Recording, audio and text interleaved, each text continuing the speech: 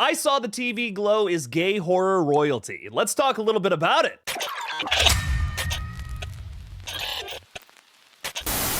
Hello everyone and welcome to the KillJoy Jake YouTube channel. Here we do reviews a little differently. I'm gonna talk non-spoiler review first, and then we'll get into some spoilers a little later on. No worries, I will give you a warning before we get into all of that. I know some of the folks watching this haven't seen the movie quite yet. So if you haven't seen the movie yet, check out this little non-spoiler spot, or if you have, skip ahead to the spoiler section. I Saw the TV Glow is an art housey emotional anxiety attack that I absolutely loved. It's the second feature from director Jane Schoenbrunn, following up their 2021 effort We're All Going to the World's Fair. World's Fair deals with themes of gender dysphoria and feeling like an outcast in society. I think this film hits on those themes even stronger. I Saw the TV Glow's plot description reads, a classmate introduces teenage Owen to a mysterious late-night TV show, a vision of a supernatural world beneath their own. In the pale glow of the television, Owen's view of reality begins to crack. There's a clear jump in budget from their last film to this new one. That's another thing that really helps get the message across here. The visuals are fantastic and probably wouldn't have been able to be achieved unless they had a higher budget from the last outing. Not only is it powerful for the message, but it also makes you feel like you're in a dreamlike state, which is really important to what's going on here. Although I think that there's a main theme that this movie is trying to get across, it also plays around with the deceptive nature of nostalgia. The way adults look back on something they enjoyed as a kid in a totally different light, and how that can feel oddly crushing when it's just not as good. I love the way this movie is shot too. The story itself is rather simple, but even during periods where it strolls, I find myself engaged with the framing of shots or the vibrant backdrops. The performances from both Justice Smith and Bridget Lundy Payne are terrific here and very inspired. Both of them shine especially in the third act. If it's Maddie's monologue in the creepy little dome thing with all of the stars on the ceiling, that was awesome. And then in the last 10 minutes of this film, Justice Smith's performance here is absolutely moving. It had my friends and I in tears leaving the theater. Some might argue that this isn't necessarily a horror film, but horror doesn't always mean blood, guts, and tits. Sometimes horror is the situation we create for ourselves in our own minds. It's a different kind of fear that mainstream horror doesn't usually hit on. I would argue that this is maybe even more effective. This is, in some ways, a parable for becoming your true self before it's too late. It's bizarre, powerful, and harrowing all at the same time.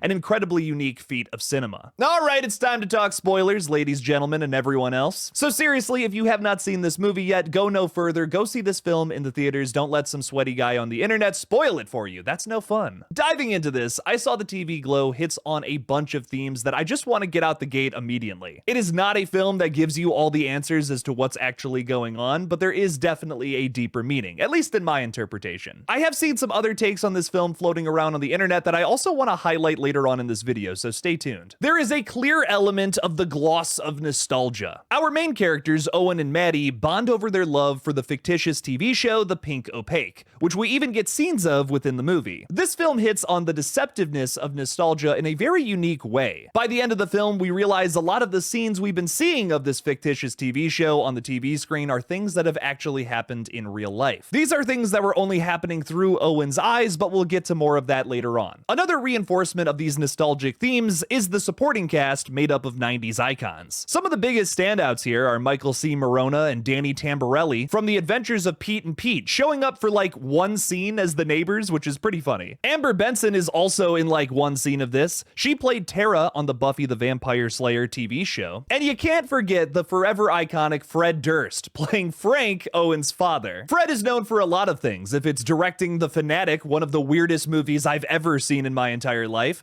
or singing for the very popular nu metal band Limp Bizkit. I've ironically listened to so much Limp Bizkit at this point, I just consider myself a fan. I actually really like their music, even if that's cringe. You might have heard some Bizkit in our Scream fan film, Red Right Hand. I feel that this is an allegory for transitioning gender, which can be a very terrifying situation in today's world. There's clear imagery that would support this too, if it's Owen's character wearing a dress to look like one of the characters from The Pink Opaque, or his answer to the question, do you like girls? I think that I like TV shows.